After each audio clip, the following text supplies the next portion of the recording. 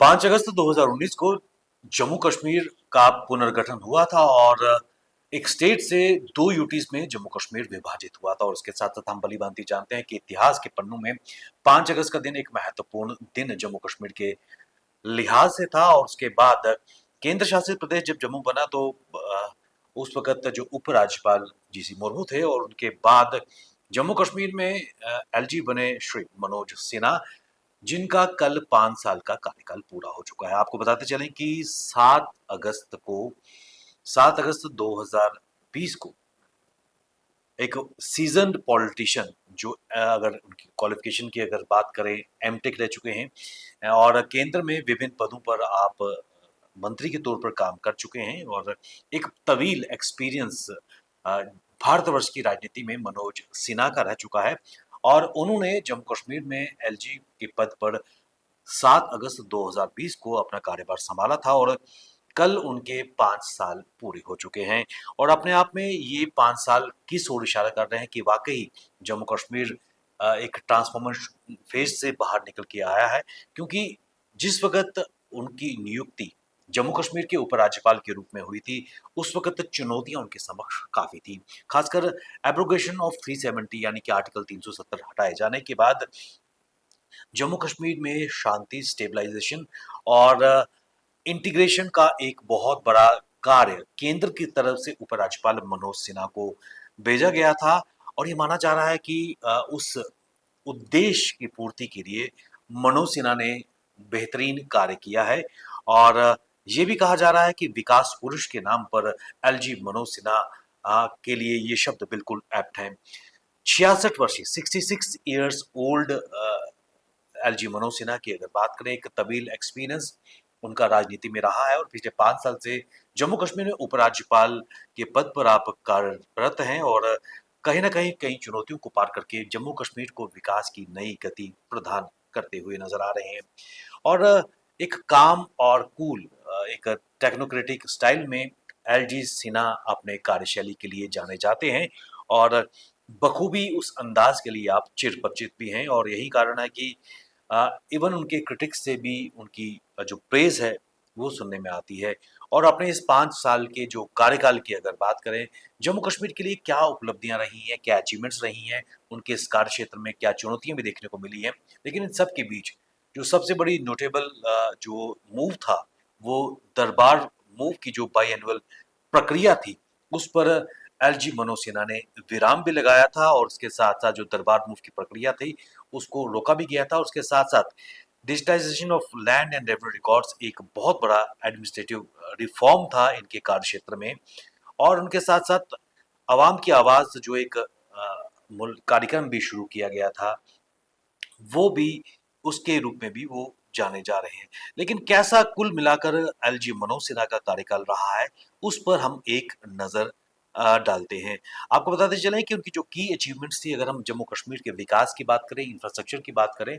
वो तभी संभव था जब जम्मू कश्मीर में शांति स्थापित हो सकती थी। और ये वो समाना था कि जब उस वक्त पत्थरबाजी की घटनाएं, हड़तालों का कैलेंडर बिल्कुल आम था। और उस वक्त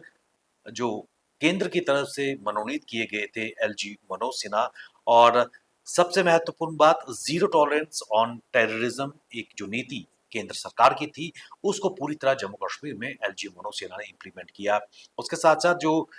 जो टेरर रिलेटेड इंसिडेंट्स थे जम्मू कश्मीर में, जो प्री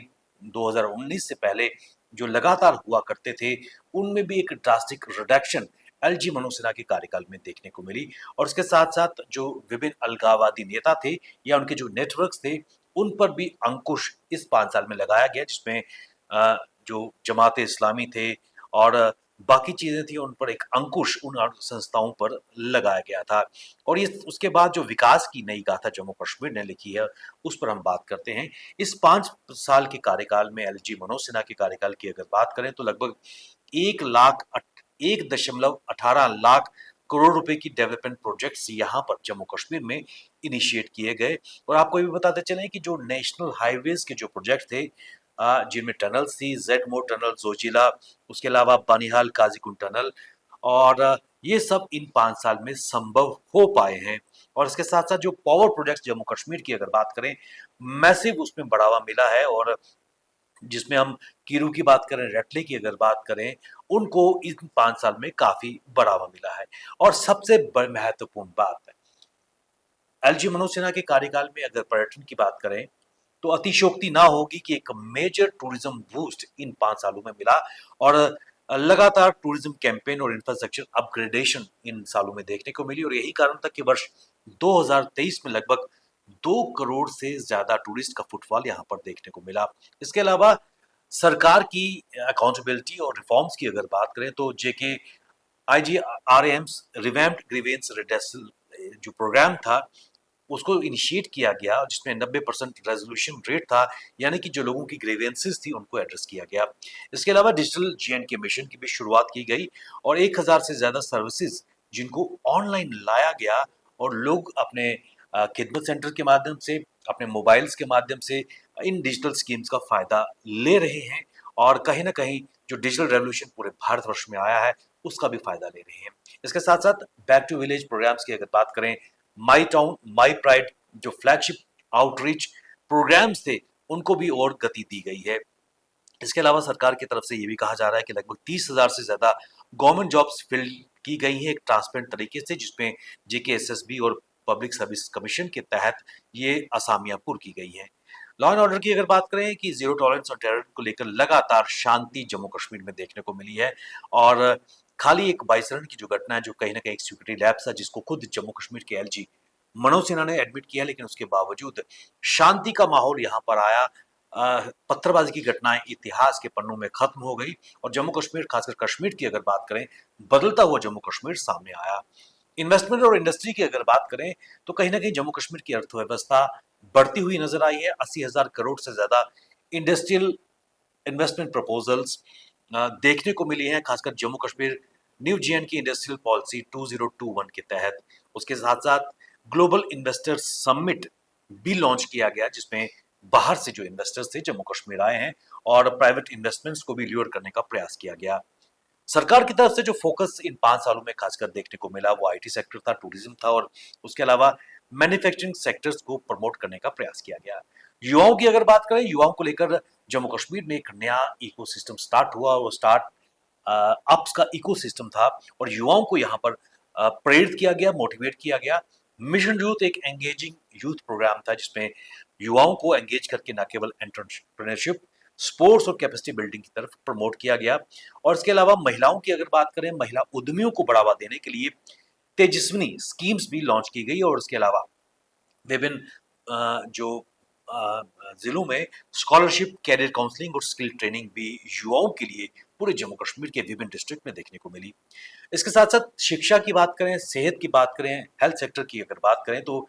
जो knew all India institute of medical sciences की अगर बात करें अवंतीपुर और जम्मू में ये इंस्टॉल किए गए। आईआईएम्स जम्मू और नए मेडिकल कॉलेज लगातार कई डिस्ट्रिक्ट में खोले गए और डिसेंट्रलाइजेशन ऑफ हेल्थ सेक्टर की बात की गई। न्यू एजुकेशन पॉलिसी 2020 की अगर बात करें तो उसको भी पूर्णतः इम्प्लीमेंट जम्मू कश्मीर में के स्कूलों में कराया गया और आयुष्मान भारत और सेहत स्कीम के माध्यम से कहीं ना कहीं हेल्थ इंश्योरेंस कवरेज को बढ़ावा दिया गया, यानी कि जो गवर्नमेंट की स्कीम्स थी खासकर हेल्थ इंश्योरेंस की, आयुष्मान भारत की, उसके लेकर न केवल इंश्योरेंस बल्कि बेहतर स्वास्थ्य संबंधी सेवाएं भी प्रोवाइड की गई। जम्मू कश्मीर में कहीं ना कहीं लोकतंत्र की जड़ों को मजबूत करने का भी प्रयास किया गया। पिछले वर्ष शांतिपूर्ण तरीके से बड़ी संख्या में असेंबली इलेक्शंस हुए, लेकिन उसके साथ साथ पहली बार एलजी मनोज सिन्हा के इस 5 साल के टेन्योर में पहला डिस्ट्रिक्ट डेवलपमेंट काउंसिल के इलेक्शंस वर्ष 2020 में किए गए और उसके साथ साथ जो पंचायती राज इदारे हैं उनको भी एम्पावर किया गया और रियल ताकत, डिसीजन मेकिंग उनको दी गई। इसके अलावा फंड्स, फंक्शंस और फंक्शनरीज डेवलपमेंट भी पहली बार की गई हैं और जम्मू कश्मीर की अगर बात करें, कल्चर और हेरिटेज के रिवाइवल भी इन 5 सालों में कहीं ना कहीं मुखर तरीके से आगे बढ़ते हुए नजर आए, जिसमें शंकराचार्य टेम्पल, मुबारक मंडी, शेखुल आलम सेंटर और उसके अलावा जो हिस्टोरिक श्राइन्स थी और उनकी रेस्टोरेशन की बात भी सामने आई है, उस तरीके में काम होता नजर आया है। और कश्मीर की अगर बात करें तो कश्मीरी कल्चर फेस्टिवल्स और जो सूफी सर्किट्स थे जिसके लिए जम्मू कश्मीर खासकर कश्मीर जाना जाता है, उसको भी एक बढ़ावा फिलिप देखने को मिला। उसके अलावा डोगरी, कश्मीरी, पहाड़ी और अदर बाकी दीगर लैंग्वेजेस को बढ़ावा देने का काम किया गया। तो कुल मिलाकर जम्मू कश्मीर की ना केवल अर्थव्यवस्था बढ़ी, लोगों को बेहतर सुविधाएं भी मिली हैं और खासकर महिलाओं की अगर बात करें तो महिलाओं की भागीदारी भी देखने को मिली है। बेशक इसमें ये कहा गया है कि अभी भी जम्मू कश्मीर में एक केंद्र शासित प्रदेश चल रहा है, स्टेटहुड की मांग तो चल रही है, लेकिन एलजी मनोज सिन्हा के जो 5 साल का कार्यकाल अभी तक चल रहा है, 5 साल पूरे हो चुके हैं और कहीं न कहीं विकास पुरुष की उपाधि उनको दी जा रही है और जनता से सीधा राब्ता इस वक्त एलजी मनोज सिन्हा का है और बदलता हुआ जम्मू कश्मीर खासकर जो नजर आ रहा है, उसके पीछे केंद्र सरकार तो है ही, ये काम कर रही है, लेकिन सीधे सीधे मैन इन चार्ज जो हैं एलजी मनोज सिन्हा, जिनके कार्यकाल में जब कठिन परिस्थितियों में उन्होंने एज एलजी का पदभार संभाला था, चुनौतियां बेशुमार थी, लेकिन उन चुनौतियों में से कईयों को पार करते हुए आज जम्मू कश्मीर बदलते हुए भारत के साथ शाना बशाना चल रहा है और जम्मू कश्मीर का हर नागरिक इस बदलाव से खुश होता नजर आ रहा है।